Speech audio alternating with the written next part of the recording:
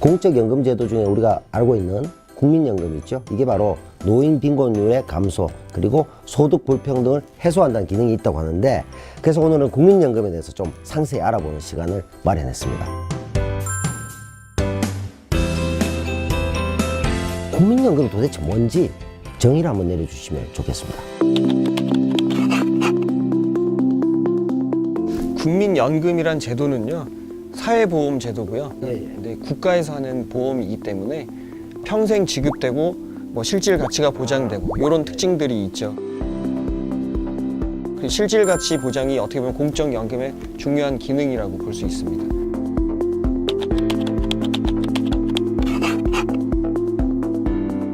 그 노후보장 체계가 어떻게 되는지 한번 좀 설명해 주시면 좋겠습니다. 네, 국민연금의 좀 이제 가장 큰 이제 부분을 차지하고 있고요. 기초연금도 있고 퇴직연금 그리고 제 개인연금 여러 가지 형태로 구성이 되어 있습니다.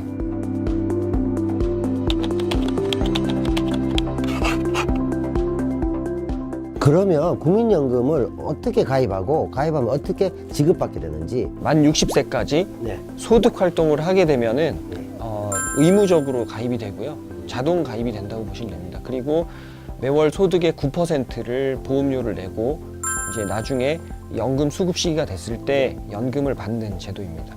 9% 정도 소득을 가지고 냈는데 이후에 정말 생활에 좀 도움이 되게 받을 수 있는지. 국민연금 연금 산정 시기에 의해서 예. 연금이 이제 계산이 됩니다. 예를 들어서 팽해 평균 소득이 200만 원 이렇게 가정을 한다면 보험료는 이제 200만 원의 9%인 18만 원을 이제 매달 뭐 낸다고 이렇게 볼 수 있고요. 만약에 40년 정도를 가입한다고 본다면 총 납부는 이제 18만 원 곱하기 480개월 해서 이제 한 8천만 원 정도, 8,600만 원 정도 납부가 되게 되고, 만 65세부터 85세까지 한 20년 받았다. 이렇게 치면은 한 달에 한 80만 원 정도를 받게 됩니다. 그래서 80만 원 곱하기 240개월 이렇게 해서 받는 돈이 한 1억 9천 정도 이렇게 예상이 되는 제도라고 볼 수 있습니다.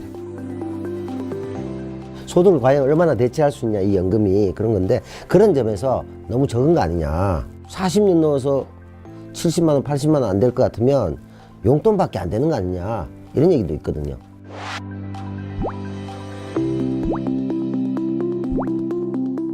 (40년) 가입 기준이에요. 다른 나라들도 마찬가지로 내는 것보다는 훨씬 더 많이 받도록 좀 설계가 돼 있는 그런 제도입니다. 문제는 사실은 가입 기간이라는 게 가장 중요하거든요. 연금은 사실상 블록 쌓기예요. 벽돌처럼 그냥 매년 내가 보험료 내면 그만큼 연금이 쌓여 나가는 구조입니다. 예를 들어 300만 원 평균 소득자가 한 30년 가입했을 때 연금을 계산을 해보면은 실제로 한 80만 원 정도 예상이 되는, 그렇게 설계가 돼 있는 거죠.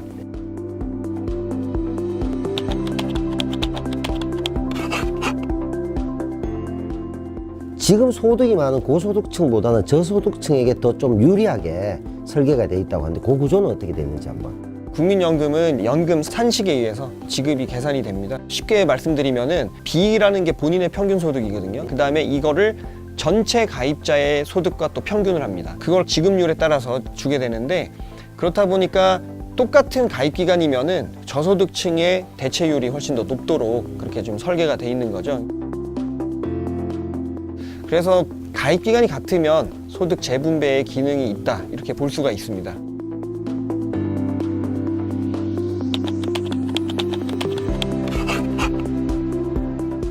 지금의 기성세대는 혜택을 좀 받는 것 같지만 미래 세대는 너무 부담만 커지고 보장은 별로 없는 거 아니냐, 이런 얘기도 있거든요. 문제는 사실 인구에서 비롯이 되는 경우가 많은데요.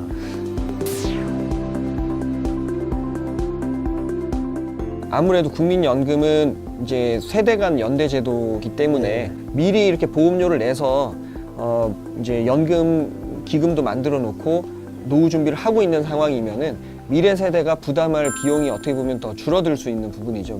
유럽은 이미 고령사회, 초고령사회 다 도달이 됐어요. 보험료를 내고 또 세금을 더해서 그래서 연금을 주고 있는 상황이에요. 그게 이제 부가 방식이고, 그래서 우리나라도 기금이 없다고 해서 연금이 지급되지 않고 이런 건 아닙니다.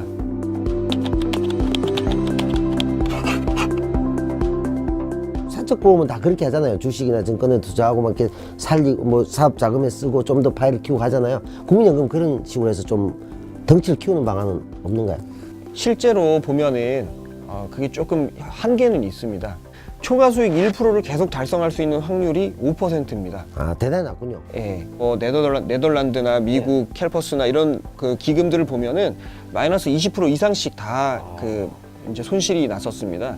그래서 수익률이 뭐 그 높고 이런 것도 중요하지만은 손실이 되게 안 나는 게 중요한데, 그래서 평균적인 수익률로 보면은 국민연금 결코 낮은 상황은 아닙니다.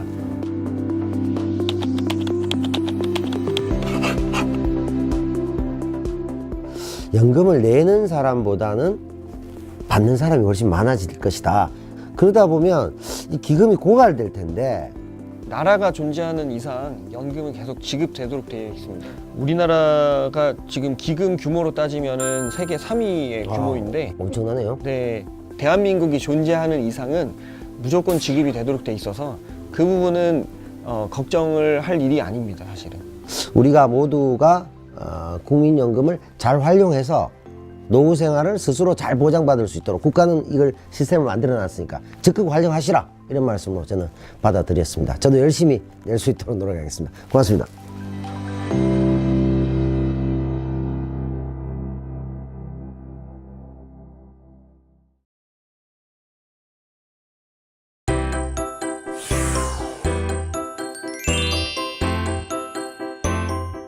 행복한 노후 생활을 위해서는 뭔가 보완돼야 될 점, 개선돼야 될 점도 있을 것 같은데요. 그래서 오늘은 국민연금에 대해서 상세하게 알아보기 위해서 초대 손님 모셨습니다.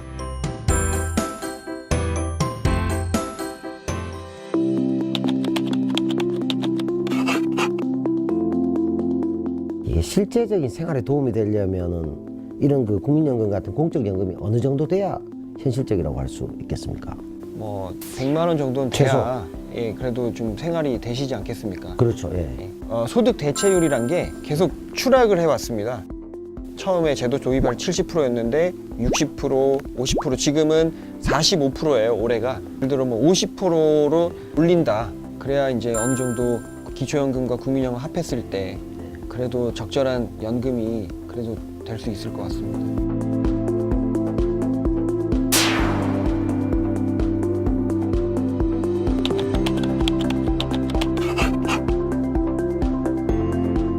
좀 사각지대, 이분들에 대한 제도나 뭐 보완책이나 이런 건 없나요? 그 첫 번째로는 크레딧 제도라는 게 있는데요.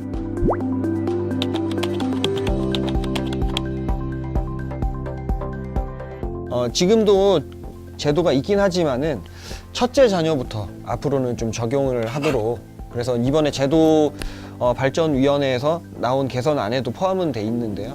그래서 이제 첫째 자녀부터 적용을 하고, 군복무 같은 경우에도 군복무 기간 전체를 좀 어느 정도 좀 반영을 하면 아무래도 가입 기간이 늘어나는 부분이 있겠죠. 그리고 이제 실업 크레딧이라고 해서 지금 현재는 12개월 정도 인정해 주는 부분이 있습니다. 그러니까 고용보험에서 구직급여를 받는 기간 동안에는 국가에서 이제 보험료를 한 75% 지원하는 제도가 있어요. 근데 이제 이 부분이 12개월만 한정이 돼 있는데, 이런 부분도 또 제한을 좀 어느 정도 폐지를 하고 해서 그 기간들을 많이 좀 인정받도록 하는 부분이 아무래도 전체적인 가입 기간을 늘릴 수 있는 크레딧 제도라고 볼 수 있고요. 두루누리 사회보험 제도라는 게 존재하고 있습니다.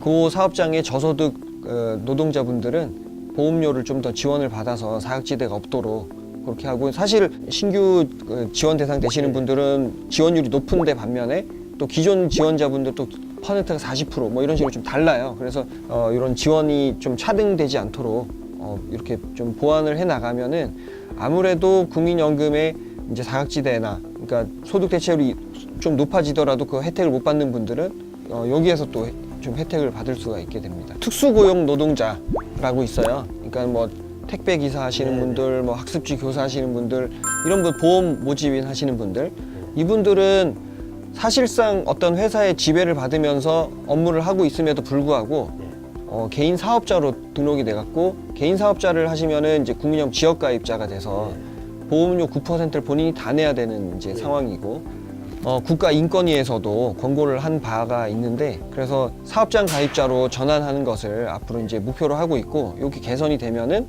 회사에서 보험료 절반을 부담금을 지원을 하기 때문에 본인은 4.5%만 부담을 해도 되는 부분을 바뀌어서 사각지대 줄어드는 효과가 있고요. 사업이 영세하고 소득도 적은데 국민연금 보험료를 내기가 벅찬 상황 분들이 많이 있거든요. 이분들 같은 경우에는 지역가입자 분들을 보험료 지원을 하면 아무래도 많이 개선될 것 같아요.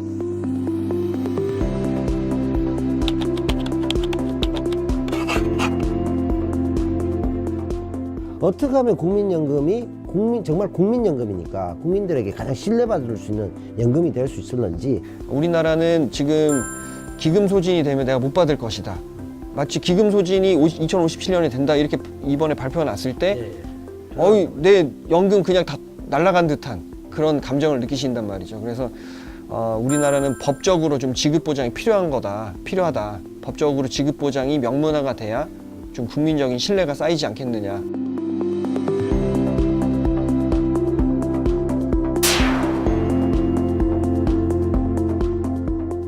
또 한 가지 문제는 정말 이것을 운영하고 있는 사람들에 대한 신뢰, 그리고 그 기금을 투명하게 하는지 제대로. 기금운용위원회라고 기금운용본부를 관장하는 회의 기구가 있어요.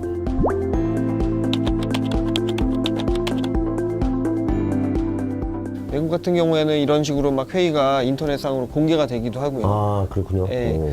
앞으로는 좀 더 이제 투명성을 제고를 해서 이제 모두가 감시하고 모두가 지켜볼 수 있고 모두가 확인할 수 있는 그런 이제 제도로 만들어 가야 된다고 생각합니다.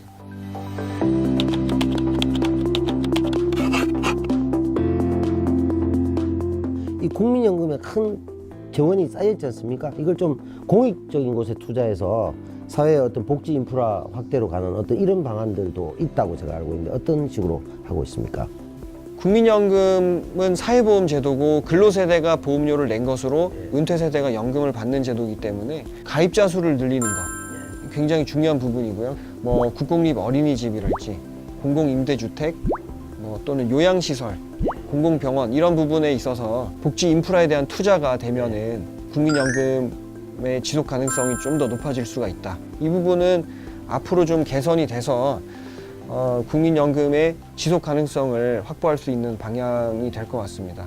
다 같이 우리가 국민연금을 통해서 보다 건강하고 행복한 대한민국이 되는데 기여를 했으면 하는 바람으로 오늘 시간 가져봤습니다. 고맙습니다.